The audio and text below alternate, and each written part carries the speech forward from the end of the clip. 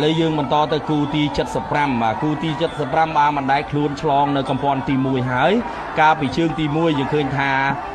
ព្រះខ័នធិបតីដែលនៅខ្សែទឹកខាងក្រៅរបស់រដ្ឋបាលខេត្តព្រះវិហារទទួលបានជ័យជំនះការបដូរខ្សែទឹកឬ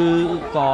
ការបដូរផ្លាស់ប្ដូរគ្នានេះដែលយើងចាំមើលតើអាចបដូរលទ្ធផលយ៉ាងណាចាបច្ចេកទេសមានការប្រែប្រួលយ៉ាងណាយើងនឹងធ្វើការជំរាបជូនដោយសារសម្ព័ន្ធភាពដូចគ្នាការចាក់យោងទូកបាទចំណុះបើនិយាយវិញចំណុះវិញបាទគឺលើកខ្វះគ្នាបន្តិចតួចឯង70នាក់ជាងដូចគ្នាចាបាទតែផ្លាស់ប្ដូរខ្សែទឹកលទ្ធផលអាចមានការព្រួលប្រែឬក៏បន្តធ្វើឲ្យរដ្ឋបាលខេត្តព្រះវិហារនឹងយកឈ្នះជាតិនេះយ៉ាងណាចាំមើលចាឃើញថាខ្សែទឹកខាងក្នុងកំពុងនាំមុខហើយចាប់ផ្ដើមចាក់យោងតិចម្ដងឲ្យប្រខ័នធិបតីរបស់រដ្ឋបាលខេត្តព្រះវិហារចាសូមគោរពអរគុណឯកឧត្តមអភិបាលនៃគណៈអភិបាលខេត្តព្រះវិហារដែលលោកឧបត្ថម្ភទូកប្រខ័នធិបតី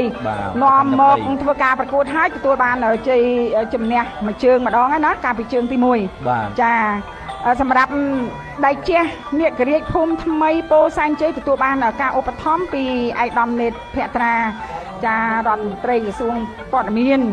ជាមួយនឹងឯកឧត្តមវ៉ាថនអភិបាលគណៈអភិបាលចាខេត្តចេះហើយឯកឧត្តមនេតភក្ត្រារដ្ឋមន្ត្រីលោកឧបត្ថម្ភទូកដល់តែ